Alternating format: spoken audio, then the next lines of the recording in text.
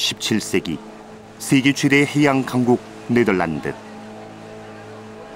암스테르담엔 당시 전 세계에서 거둬들인 부를 과시하는 건물과 유물들이 남아있다.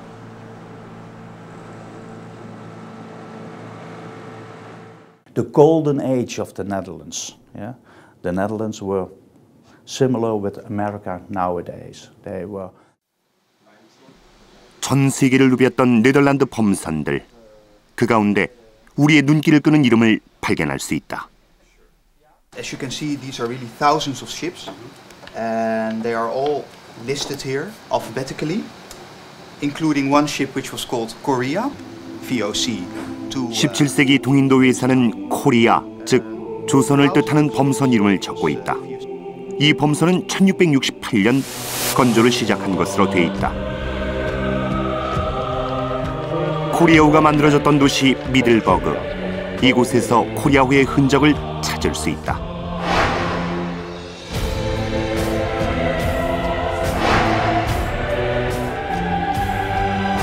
And also the Korea, VOC Korea ship was built over here.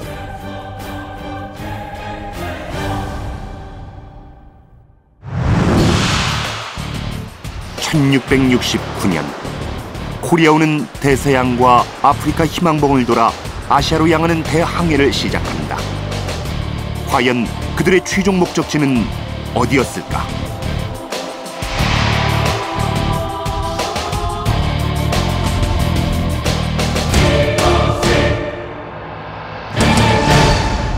지금으로부터 340여 년 전, 당시 세계 해상무역의 최강자였던 네덜란드 동인도 회사. 그곳의 최고 의결기관인 17인 위원회는 특별한 결정을 내립니다. 바로 그들이 건조한 범선의 이름을 코리아호라고 정한 것이죠. 17세기 네덜란드인들이 조선에 표류해온 경우는 가끔 있었지만 여전히 조선과 네덜란드는 서로에게 미지의 나라였을 뿐이었습니다. 그런데 그들은 왜 배 이름을 코리아호라고 정했던 걸까요? 자, 지금부터 340여 년 전 네덜란드로 함께 떠나보시죠. 네덜란드의 암스테르담 항구. 지금도 수많은 배들로 분주한 이곳은 17세기엔 세계 최대의 무역항이었다.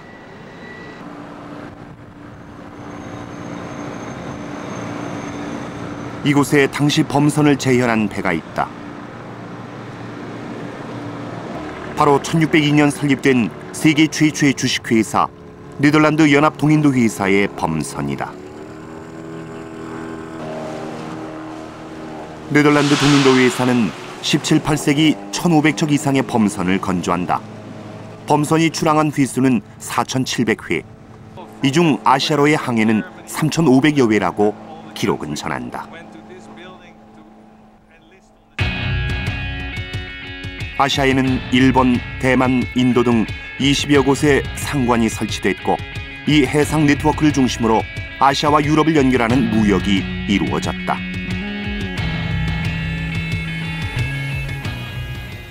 주식회사로서 동인도 회사는 모든 업무를 세세히 기록해야 했다. 투자자들, 즉 주주간 이윤 배분의 근거 자료가 바로 기록이기 때문이었다.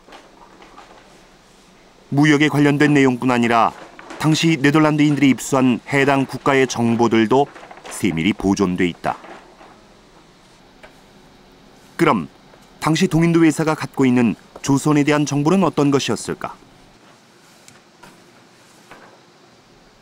17세기 항해에 사용됐던 지도를 통해서 조선에 대한 네덜란드의 생각을 엿볼 수 있다.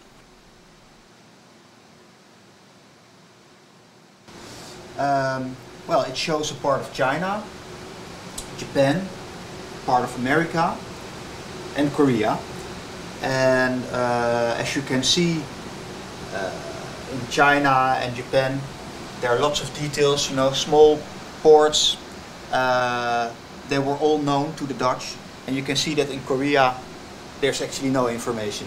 They know the coastline, but they don't know much else. Which of course is logical because they never went to Korea. (17세기) 조선은 코리아란 이름을 제외하곤 알려진 게 없는 나라였다. 그런데 놀랍게도 코리아란 이름의 배가 있었다. 1603년부터 1700년까지 동인도회사의 모든 선박의 입출항이 기록된 책자. There's one which is called Korea, written with a C, although nowadays we would write it with a K. 알파벳 순으로 정리된 범선 목록에 뚜렷이 코리아라고 적힌 배가 출항했다는 기록이 있었다. 당시 네덜란드는 왜 이 범선을 만들었을까? 코리아호가 기록된 다른 문서를 찾아봤다. This is another list of ships that sailed to Asia. As you can see, this list only records the ships that sailed away from 1603 to 1700. It's written very small, but one of the ships is called Korea. And here you can read that it departed on the 20th of May 1669 from Wielingen, and that's a small port in the Netherlands. So that's all it says about this ship in this list. 네덜란드 남부의 작은 항구 도시 미들버그.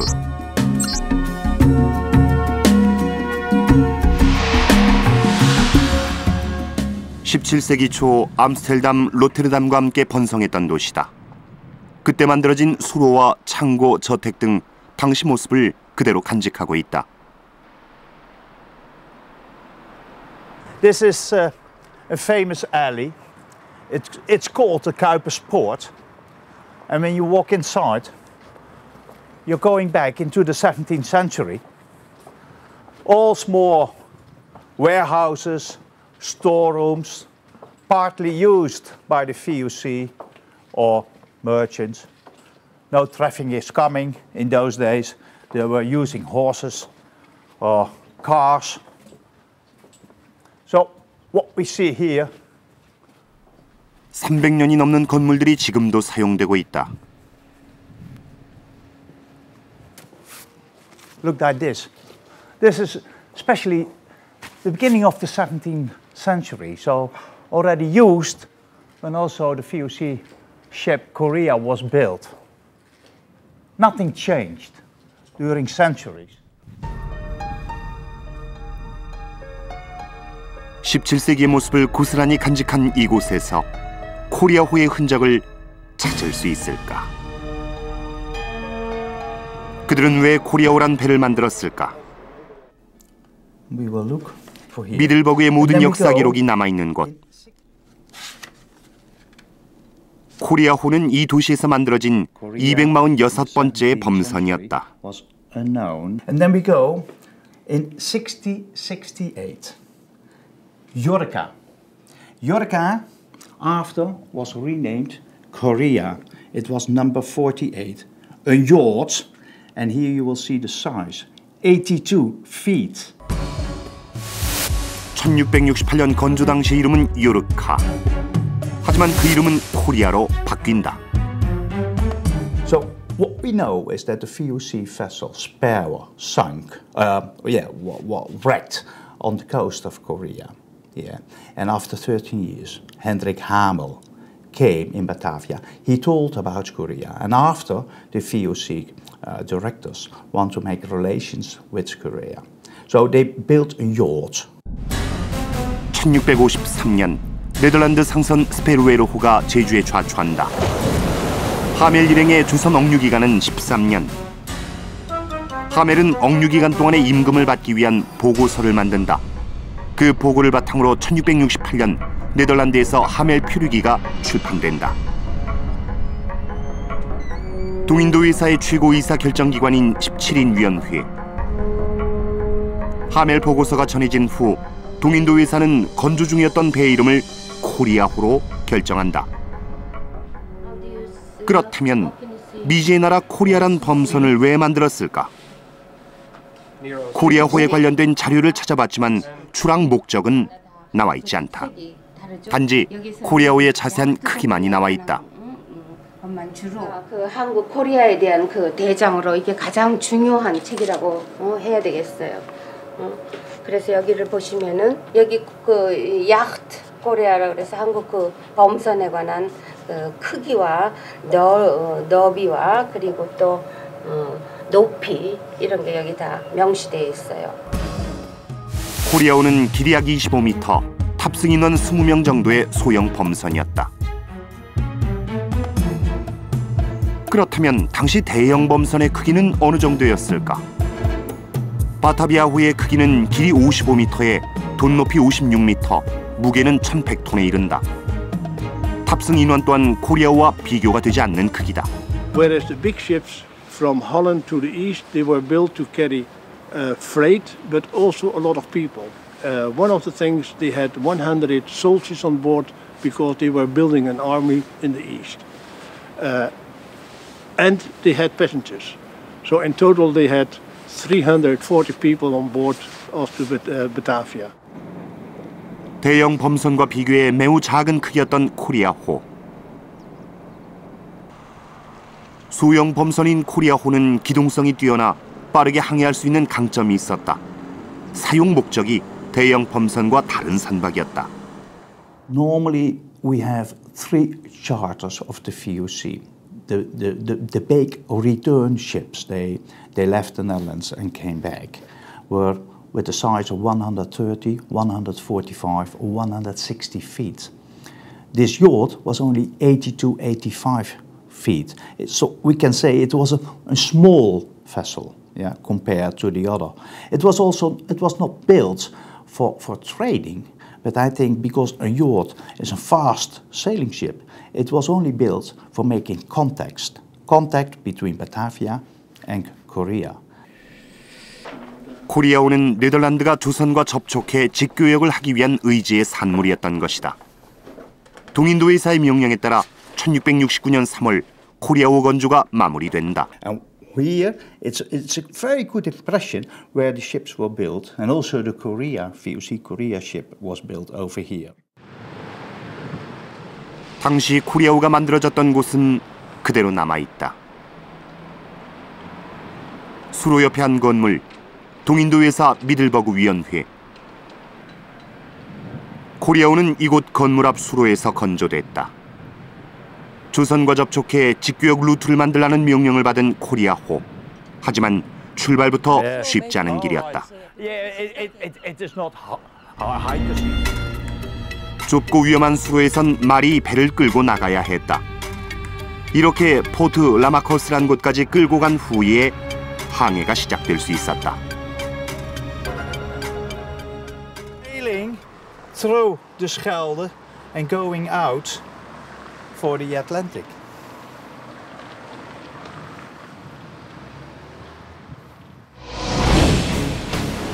(1669년 5월 20일) 코리아호의 대장정이 시작된다. 탑승한 31명의 선원 앞엔 수만 킬로미터의 험난한 바다와 그들이 전혀 알지 못하는 나라 조선이 있었다. 하멜 표류기가 출간되고 조선에 대한 관심이 높아지자 네덜란드는 조선과의 직교역을 위해 코리아호를 건조시킨 것으로 보입니다. 그러나 철저하게 무역이익에 따라 움직이던 동인도 회사가 선원 개인의 보고서 때문에 코리아호를 만들었을까요? 당시 17세기 조선의 바다는 조선과 접촉하려던 열강들의 범선이 출몰하고 있었습니다. 17세기 조선의 바다는 국가에 의해 철저히 통제되고 있었다. 이 바다를 통해 조선에 올 수 있는 외국 배는 특별히 허가된 일본 선박뿐이었다. 임진왜란 이후 단절된 양국 간의 무역은 일본 측의 강력한 요청으로 17세기 초 제한적으로 재개된다. 조선 일본 간 무역은 스시마가 독점했다. 네덜란드는 이 무역을 지켜보고 있었던 것으로 보인다. 당시 그 1630년대에 자크 스펙스라는 사람이 그 일본의 히라토 상관장을 지냈을 때의 상관 일기를 보면 거기에 이런 얘기가 나옵니다. 조선의 무역 품을 받아다가 대마도의 사람들은 1회 가격을 3회 가격으로 일본에 내다 팔고 있다. 때문에 자크 스펙스는 이런 얘기를 합니다. 우리가 그 중개무역을 대마도 대신에 우리가 하면 많은 이익이 창출될 수 있을 것이다. 이러한 무역관계 정보까지 명확하게 알고 있습니다. 1609년 3월 당시로선 매우 귀중했던 후추를 60kg이나 들고 쓰시마 번주를 찾아온 사람들이 있었다. 동인도 회사의 아시아 총독이 보낸 특사였다. 이들은 쓰시마 번주에게 조선과 교역할 수 있도록 요청한다. 하지만 쓰시마 번주는 거절한다. 당시 막부의 최고 실력자 도쿠가와 이에야스. 1610년 네덜란드에서 보낸 국서 한 통이 그에게 도착한다. 그것은 네덜란드의 군주 마우리츠가 보낸 편지였다. 통상을 업으로 삼는 네덜란드인들은 조선과 교역할 수 있도록 해달라고 요청했다. 그러나 결과적으로 수용되지 않은 것으로 보인다. 네덜란드는 직접 탐사대를 꾸린다. 탐사대 이름은 보물섬 원정대. 조선 일대에서 금과 은의 섬을 탐사하는 것이 목적이었다. 그 목적은 그 원정대 이름 그대로 보물섬을 찾기 위한 것이었죠. 예를 들어서 주민들뿐만 아니라 짐승들까지도 몸에 금은과 보석을 줄줄 걸치고 다닌다는 그런 어떤 섬이 태평양 어딘가에 아마도 그 일본 동해북은 어디인가에 있으리라는 그런 전설이 선원들 간에 오래전부터 전해지고 있었어요. 그들에게 조선은 금과 은으로 가득 찬 땅이었다. 그러니까 그 보물섬 원정대가 소지했던 이게 해도예요. 그래서 그 당시 한국에 대한 인식은 이 크고 둥근 섬으로 한정된다고 봐야 될 것 같아요. 한국 여기 코리아. 이 정도만을 지금 이게 지금 한국으로 알고 있었습니다. 그런 상태에서 여기서 지금 시작을 해서 이 사람들이 가는 그 행로를 이렇게 밟아보면은 이 보물섬 원정대가 이런 식으로 보물섬을 찾아서 그 태평양의 망망대해를 이렇게 떠돌아다니다가 1639년 6월 보물섬 원정대는 조선의 금은과 바꿀 비단과 면양류를 싣고 바타비아를 출발했다. 태평양까지 진출했지만 풍랑으로 그 꿈을 접고 만다. 1차 원정대 실패에도 불구하고 1642년, 43년 2차, 3차 원정대가 출발한다. 하지만 그들 또한 실패하고 만다.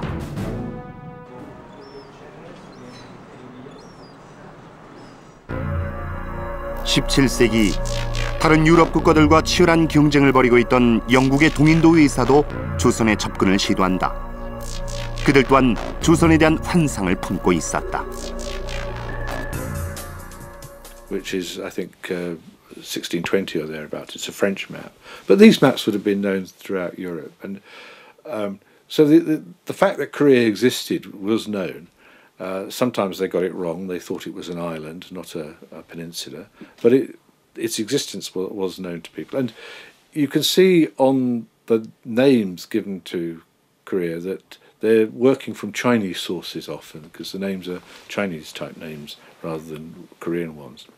But so they knew about Korea, and they seem to have thought, from the little evidence that there does exist, that it was a very wealthy country, and that there was gold and other precious metals, and so that made the possibility of trade something rather important.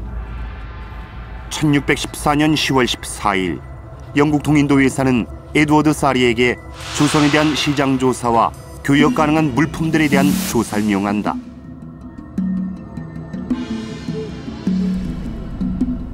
먼저 스시마에 도착한 에드워드 사리는 조선과 교역을 요청했지만 거부당한다. 하지만 사리 일행은 스시마 번주의 반대에도 불구하고 조선으로 향한 것으로 보인다. 지봉유설은 1614년 영국 배가 고흥 앞바다에 도착해 조선 군사와 물리적 충돌이 있었다고 기록하고 있다. 조선과 교역에 대한 구체적인 계획이 없었던 영국의 접촉 시도는 결국 실패로 끝난다. They knew that Korea was there. Korea had this reputation, which survived well into the 19th century, of being a wealthy country, partly because people didn't know about it, so they tended to fantasize about what might be there. And I think some Korean products were known and things, but there really wasn't very much real knowledge. There was no market research in those days, so they couldn't really know what Korea had or didn't have. 이런 가운데 영국 동인도 회사의 희소식이 전해진다. 조선의 관료를 눈앞에서 볼 기회가 생긴 것이다. And it's clear from the records of the East India Company that the British traders, the English traders at Hirado, learnt that from time to time Koreans came to Edo, to the capital, the then capital of Japan. And at some stage they must have decided that Korea might be a good place to open trade with. So they made inquiries and they tried to contact these visiting Koreans.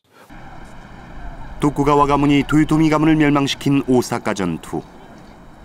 일본의 패권을 장악한 도쿠가와 막부는 조선의 통신사를 요청한다.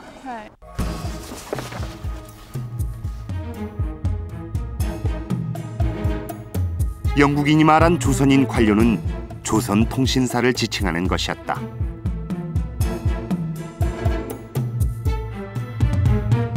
유럽인이 본 최초의 조선 관료들의 행진. 그들은 조선 통신사 행렬을 이렇게 적고 있다. 천필의 말이 화물과 선물을 싣고 있었고 이들 일행이 지나가는데 5시간이 걸렸다. 구경하는 사람들은 머리를 창밖에 내놓거나 담배 피우는 것이 금지됐고 지나가는 길엔 고운 모래가 뿌려져 있었다.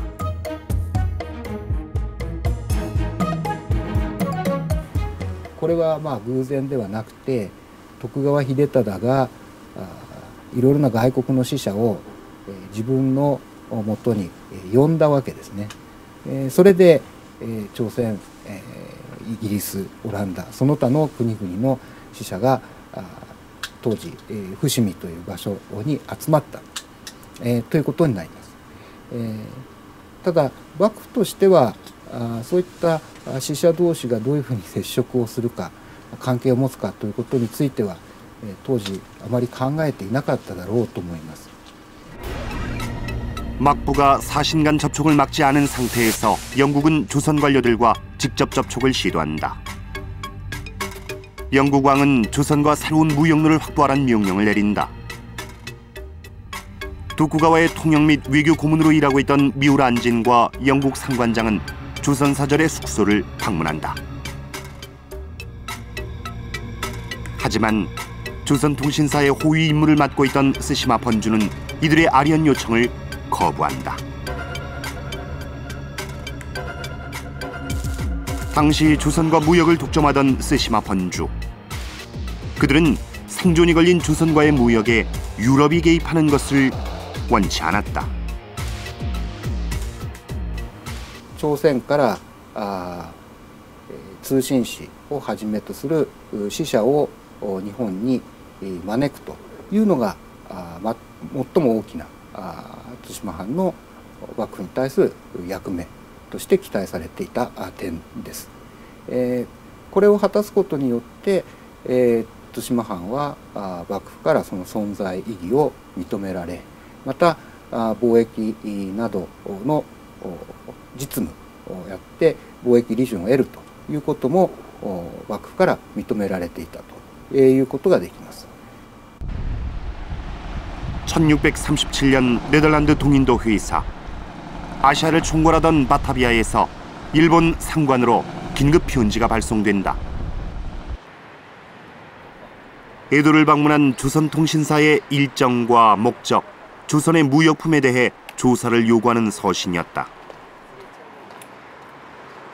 하지만 스시마 번주는 이들의 접근을 허용하지 않는다. if they could make contact with the embassy staff, they would perhaps form the basis of on which they could launch a trip to Korea. They knew that these embassies were also trading missions, although everything was presented in the form of presents, but the value of presents on each side, it was a sort of barter trade. So the first attempts were made to approach the Koreans while they were in Japan. And I seem to remember that at one point the English went and observed the Koreans and tried to make contact, but the Koreans wouldn't have nothing to do with these strange barbarian people. 유럽인이 본 최초의 조선 관료. 그러나 그들과의 만남은 이루어지지 않았다. 17세기는 유럽의 열강들이 해상 무역권을 놓고 전쟁을 벌이기까지 했던 시대였습니다. 당시 조선과 교역을 시도했던 네덜란드와 영국. 그런데 그들은 왜 교역을 조선에 직접 요청하지 않고 일본의 막부와 스시마 번주에게 요청을 했던 걸까요? 당시 이들 국가들은 일본과 특별한 관계를 유지하기 위해 애를 씁니다. 이런 상황 속에서 코리아호를 통해서 조선과 직교역을 시도한다는 것 자체가 모험이었던 겁니다. 17세기 일본과 유럽 국가들과의 관계를 살펴보면 과연 코리아호가 조선을 향할 수 있었을지 이 배의 운명을 알 수 있게 됩니다. 다네가시마, 1543년 포르투갈 배가 이곳에서 좌초한다. 포르투갈 표류민으로부터 철포, 즉 조총을 일본이 입수한 곳이다. 포르투갈인에게 사들인 조총은 한 자루당 지금 돈으로 2억 원. 다네가시마 도주는 2자루의 조총을 사들이고 그 제조법을 알기 위해 많은 공을 들인다. 이 조총은 이후 일본의 전쟁 양상을 송두리째 바꿔놓는다. 그리고 50여 년 뒤 임진왜란에서 일본의 핵심 전력으로 자리 잡는다.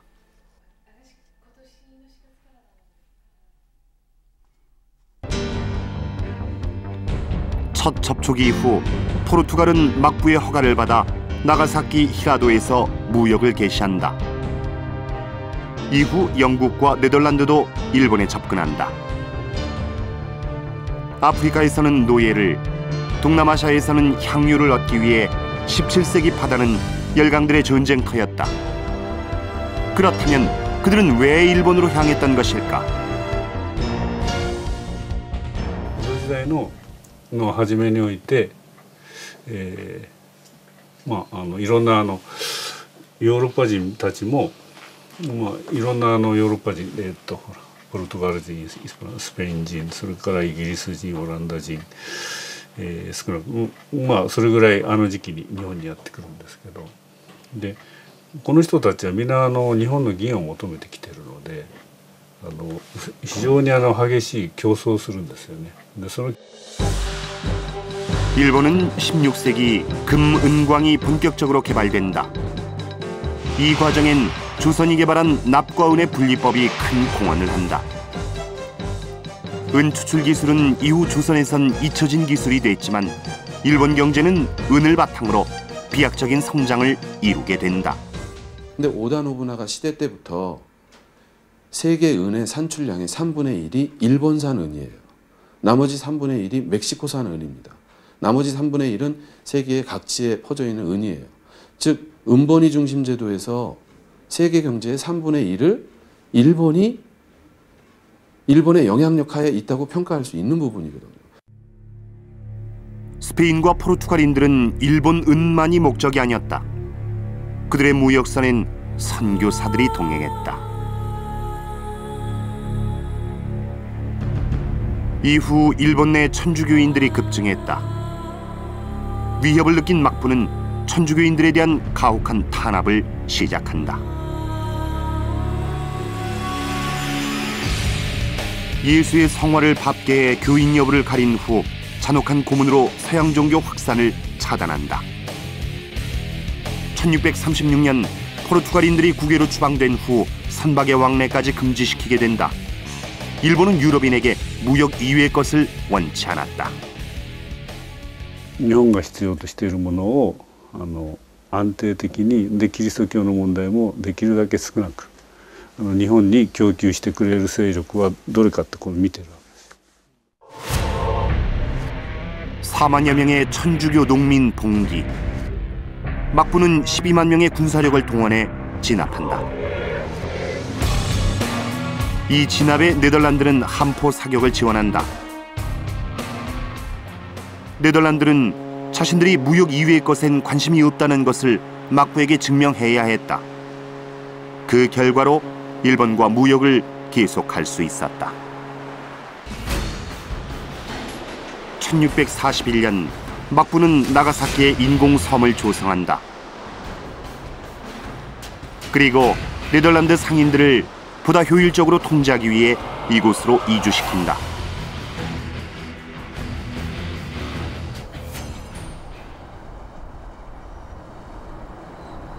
데지마 상관 사용료로 네덜란드가 일본에 지불해야 하는 금액은 은 55관, 현재 가치로 약 1억엔에 달했다.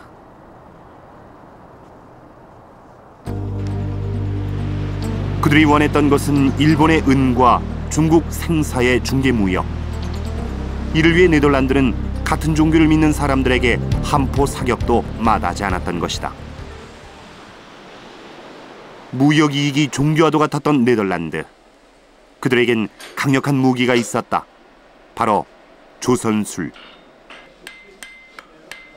여타 유럽 국가에 비해 적은 목재를 사용해 더 빠른 시간에 선박을 건조할 수 있는 더치 기법을 개발했던 것이다. 이들 범선은 제작 기법에서만 다른 유럽 국가와 차이가 있었던 것은 아니다. 영국과 포르투갈의 범선들이 장식을 배제하고 기능에 충실한 반면 네덜란드 범선은 최대한 화려하게 치장을 했다. 이것 또한 무역을 위한 것이었다. Okay, we were decorating the ships very nicely, mainly to impress the people in India that we were rich and they could trade with us because we had the money to spend. 상선과 전투선의 역할을 겸비했었던 당시 네덜란드 범선. 수개월간의 항해 기간 동안 좁은 선체에서 생활을 해야 했지만 내부에 회의실까지 갖추고 있다. 이것 또한 새로운 무역지 개척에 대비한 다목적 공간이다. Also, it was used as an office, especially to sign contracts with local authorities in Indonesia or in Korea or whatever. So that's why. Still, this room was decorated very nicely, again to impress the people. We are rich and we could. 해상 무역을 제패하고 있었던 네덜란드. 17세기 이들에게 변화가 생긴다. 아시아와 유럽 교역에서 얻는 무역 이익보다 아시아 내 상관을 연결하는 영내 무역의 이익이 더 커진 것이다. 특히 중국과 일본을 연결하는 영내 무역의 규모가 가장 커지게 된다.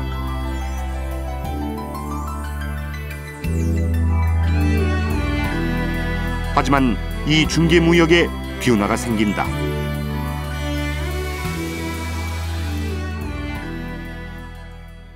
가장 근본적인 이유는 그 1660년대 초반입니다만 바로 타이완, 네덜란드의 타이완 상관이 중국의 정성공 세력에 의해서 공격을 받아가지고 쫓겨나게 됩니다. 즉 중국산 생사를 일본에다가 파는 것이 네덜란드인들의 그 일본 무역의 가장 중요한 부분이었었는데 거기에서 거점 지역을 상실하게 되니까 그 거점 지역을 바로 조선을 생각하게 되는 거죠. 중국과 일본과의 중개 무역을 위해서 새로운 무역 기지가 필요했던 네덜란드. 변화된 상황 속에 조선은 매력적인 중개 무역 기지로 보였을 것이다. 그것을 위해 코리아호가 건조된 것이다. 직교역 여부를 타진하기 위해 만들어졌던 코리아호. 하지만 그 배의 운명은 순탄치 않았다.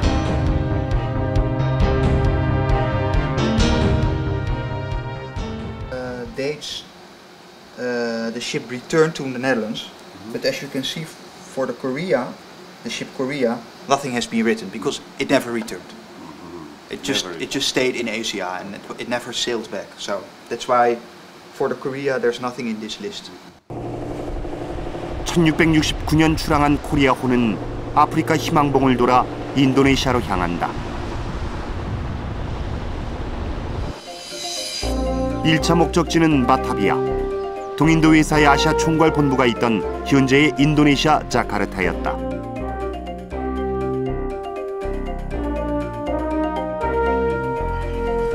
약 9개월간의 항해 끝에 도착한 바타비아. 이곳에서 코리아호는 다음 명령을 기다리게 된다. 하지만 새로운 무역 기지로서 조선에 대한 생각엔 많은 차이가 있었다. 네덜란드 본국의 이사회는 조선에 대한 환상을 갖고 있었던 반면 바타비아와 일본의 네덜란드 상인들은 매우 현실적이었다. 바로 1550년대부터 1660년대 중반까지 VOC에 가장 많은 이익을 창출했던 부분은 바로 일본 무역입니다. 다른 무역 부분, 실론이라든지 솔론, 바타비아 뭐 이런 지역에서는 전부 다 무역 적자를 보고 있어요. 근데 무역 적자를 보고 있는 상황에서 일본 무역의 지장을 초래하는 조선 무역을 시도한다는 것 자체가 VOC의 동아시아 무역이라는 무역 정책에 커다란 타격이 될 수 있다는 것이죠. 1669년 10월에 쓰여진 장문의 편지가 일본으로부터 네덜란드에 도착한다.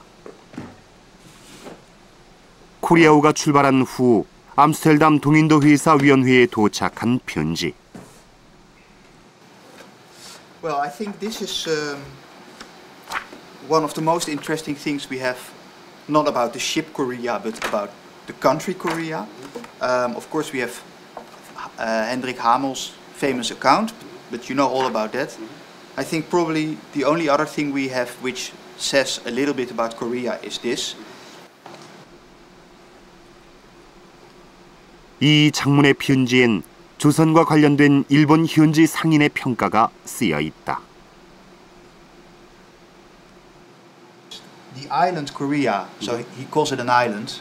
Of course, it's a peninsula, but concluded that in Korea for the Dutch company there is not much trade to be done. Korea is actually how to say,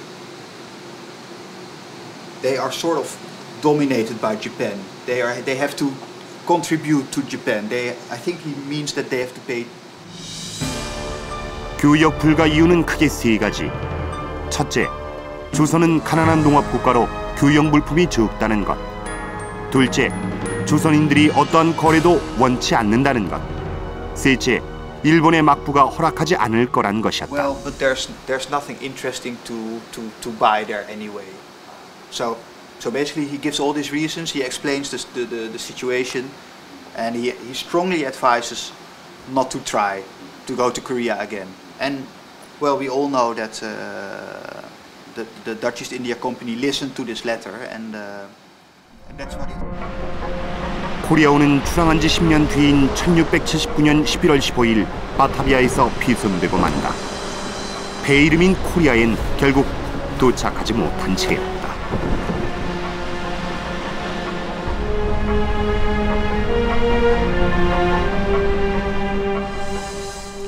코리아호를 보내는 계획을 강행할 것인가 아닌가는 네덜란드로서는 선택의 문제였습니다.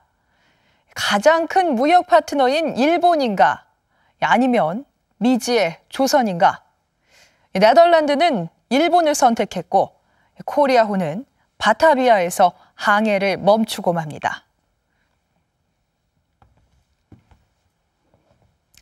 설사 코리아호가 조선에 도착했다 하더라도 네덜란드와의 교역이 시작될 수 있었을까요? 당시 조선과 중국, 일본은 모두 강력한 해금 정책을 펼치고 있었습니다. 이는 자국민이 해외로 나가는 것을 엄격하게 금하는 것으로 해상무역과 외교 관계를 국가가 효율적으로 통제하기 위해서였습니다. 하지만 조선과 일본의 해금 정책은 미묘한 차이가 있었고 이로 인해 코리아호가 임무를 완수할 가능성은 적어 보입니다. 부산. 이곳은 조선이 바다를 통해 해외로 연결된 유일한 장소였다. 해상무역을 허가받은 국가는 일본. 이전의 외관들은 모두 통폐합되어 1678년 용두산 자락에 초량 외관이 만들어진다. 초량 외관의 크기는 약 33만 제곱미터. 일본의 대지마 상관이 약 13,000제곱미터였던 것을 감안하면 파격적인 규모의 공간이었다. 하여튼 10만 평이라고 하는 이런 규모라고 하는 것은 뭐 엄청난 규모라고 볼 수가 있습니다. 그리고 이제 거기에 그 당시에 대마도에서 왔던 상인이나 아니면 관리들 이런 사람들이 약 한 500명 정도 살고 있는 뭐 조선 속에서는 그 당시에 유일한 외국인이 살고 있는 그 상주 공간이고 오픈된 이런 공간이라고 할 수가 있겠습니다. 그럼 당시 조선과 일본은 어떤 무역을 펼치고 있었을까?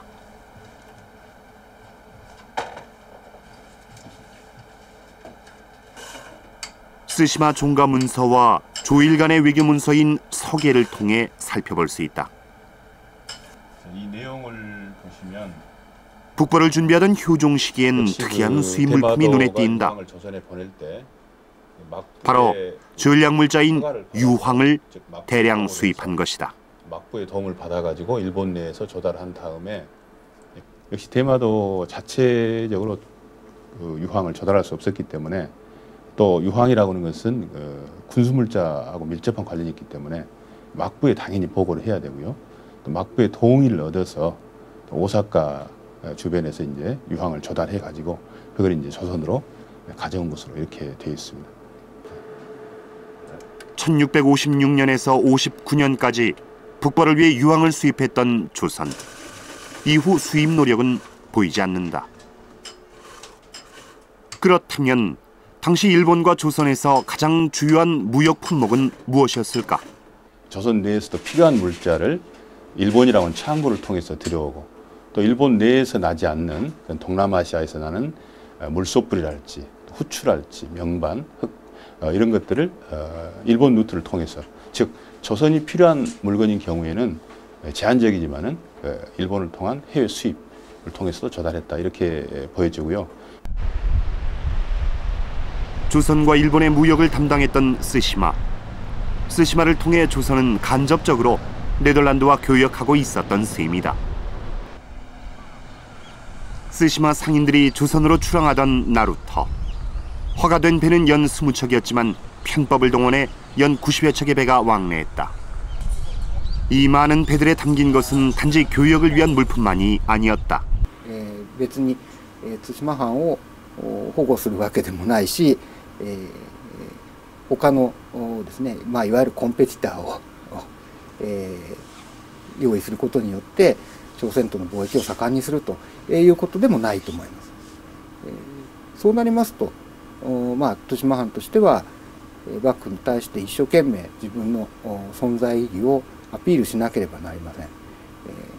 1620年代、1630年代には朝鮮から何回も使者が来てますし、また大陸での情勢についても一生懸命対馬は朝鮮で情報を仕入れてですね、幕府に報告しています。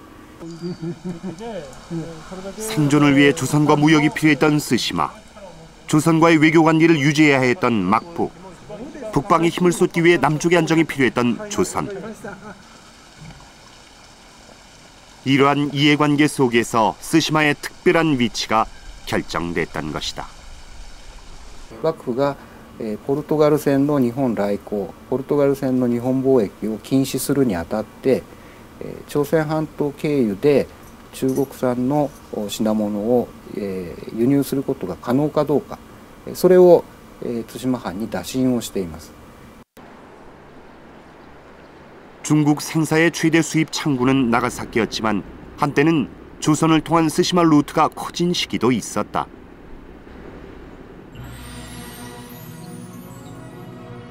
은 생산량이 17세기를 정점으로 하락하면서 일본의 수출 주력품이 구리로 대체된다. 통용되는 은화의 은 함유량이 갈수록 낮아지면서 악화가 남발된다. 그런 은이 계속 악화가 남발하자 조선에서는 이제 무역을 갖다 금지시키려고 합니다.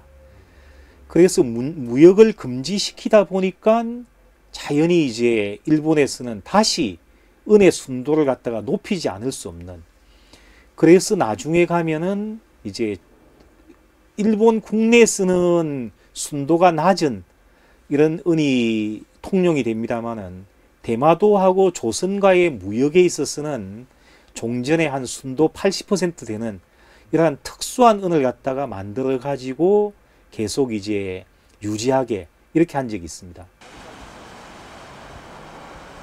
은 생산량의 감소와 자국 소비 증가로 1688년 막부는 은 수출을 전면적으로 금지시킨다.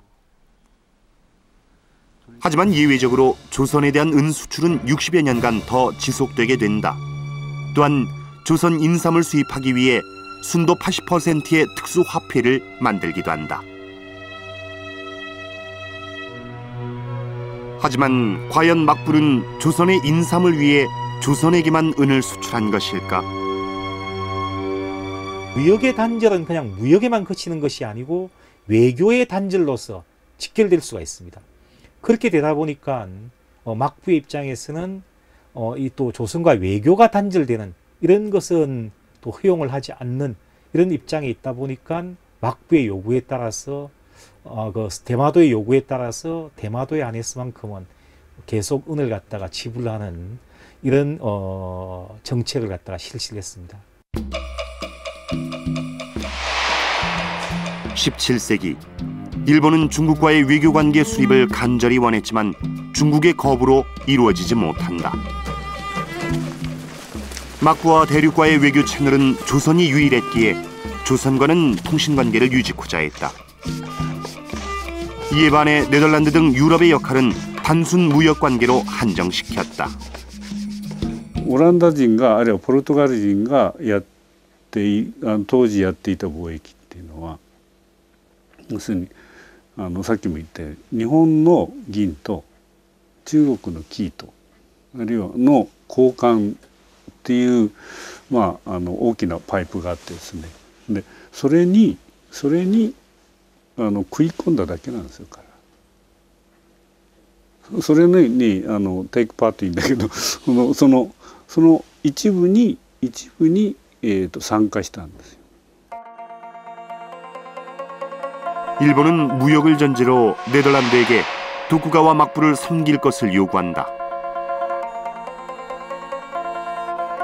네덜란드는 자신들이 가지고 있던 서양의 지식과 정보를 책자로 제공해야 했다. 서양의 정보가 담긴 풍설서가 1641년부터 일본에 제공됐고 1666년 이후엔 일본어 문장의 풍설서가 제작되기에 이른다. 何でもそうですよね。だから当時例えば18世紀の19世紀の初めぐらいにはちゃんとした世界地図がもうあってでおまけにどのアフリカのどの部分、インドとかどこそこがヨーロッパ列強のどこの植民地になるかって全部知ってるんですもん。でおまけにペリーが来るでしょ。ペリーが来る時にその前の年からもうオランダ経由でペリーが来るって知ってるんですもん。その情報は大きいですよ。でそういう訓練をでアヘン戦争の情報もすぐもうリアルタイムに入ってきていて 일본과 같은 해금 정책을 폈던 조선. 조선도 다양한 방법으로 국제 정세 흐름을 파악하려고 했다. 북쪽은 중국을 통한 정보 입수, 남쪽은 외관을 통한 정보 입수였다. 하지만 조선과 전쟁을 치렀고 긴장 관계에 있던 일본이 제공하는 정보는 대단히 협소할 수밖에 없었다.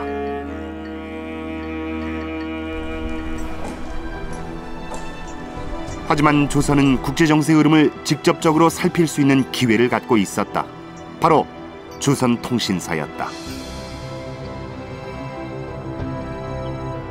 임난 이후 지속된 조선통신사 파견.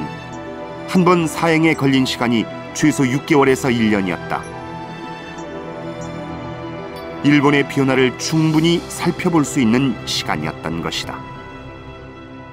임진왜란 이전에는 출판 문화가 우리보다 그렇게 번성하지 않았는데 임진왜란 이후에는 왜 출판 문화가 우리보다 번성했겠는가 라는 데 대한 거기에 대한 생각은 통신사들이 적어놓지를 않고 있습니다.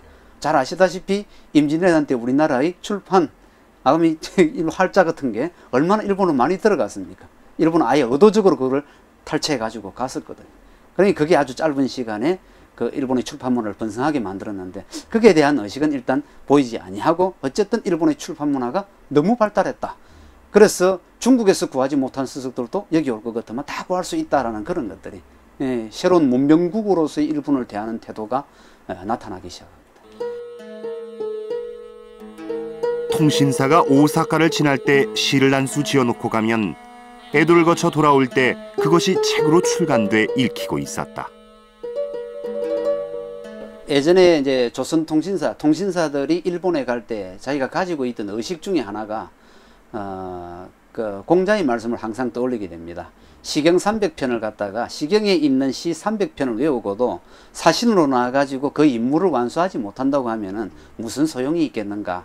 그래서 기본적으로는 시를 통해 가지고 야만, 오랑캐를 갖다가 교화를 시키겠다는 그런 의식이 상당히 강했고요. 조선은 임진왜란 이후에도 일본의 칼과 총포를 문화로 제압하겠다는 우월의식이 항상 도사리고 있었다. 통신사가 전해오는 변화하는 일본의 모습은 조선의 고위 관리들에겐 고려할 만한 중요 요소가 아니었다. 1763년 그 사행에 갈 때까지도 기본적으로 드러나는 대일인식은 딱 두 가지로 나누어집니다. 첫째는 임진왜란을 통해서 더 이상 같이 할 수 없는 불구대천의 적개심을 가지고 있는 기본형이고, 그랬는데 이제 그 뒤에 일본 간의 변화가 약간 일어나서 직접 가보니까 그것만으로 되는 것이 아니라 지금은 이미 문화적으로도 문물이 워낙 번성해가지고 우리는 주작 하나만 존숭하는 데도 불구하고 저쪽은 그렇지 않다.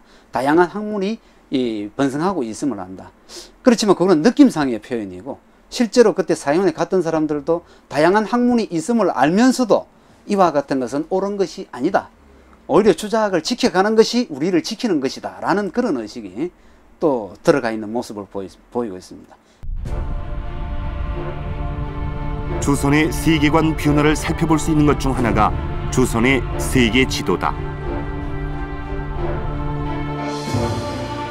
조선 초기 세계 지도에선 중국과 조공 관계에 있던 나라들을 뛰어넘어 인도와 아프리카까지 세계로 인식하고 있었다.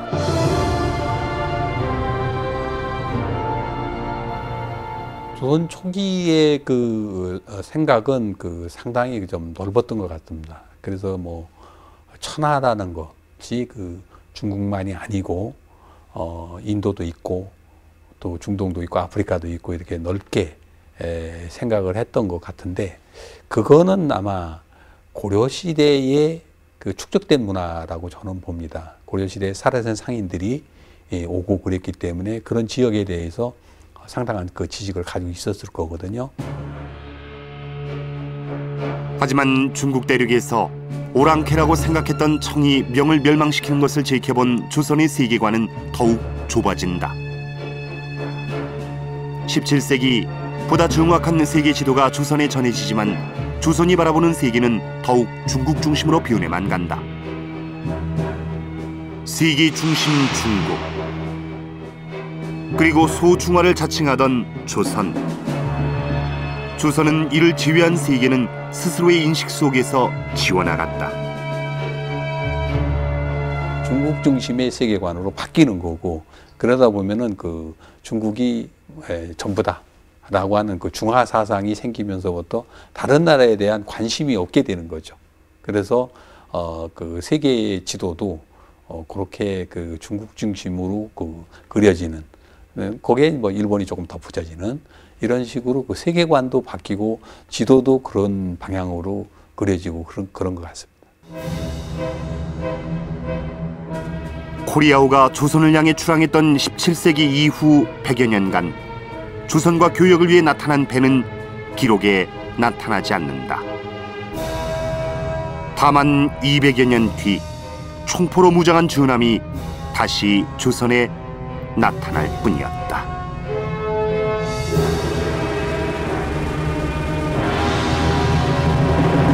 당시 조선과 코리아호가 만났을 가능성은 희박해 보입니다. 하지만 17세기 임진왜란과 병자호란과 같은 참화를 겪었음에도 조선의 당시 세계의 흐름을 파악하고자 하는 자세와 노력에는 많은 아쉬움이 남습니다. 하멜은 13년간이나 조선에 억류되어 있었지만 조선은 그들의 세계와 기술에 대한 구체적인 정보도 얻질 못합니다. 하지만 하멜이 탈출해서 도착한 일본의 나가사키 관리는 모두 54가지의 질문을 통해서 하멜이 난파당한 이유, 그가 탈출한 이유, 나아가서 조선의 산물과 군사장비, 선박, 종교, 인삼에 이르기까지 세세한 정보를 두루 수집합니다.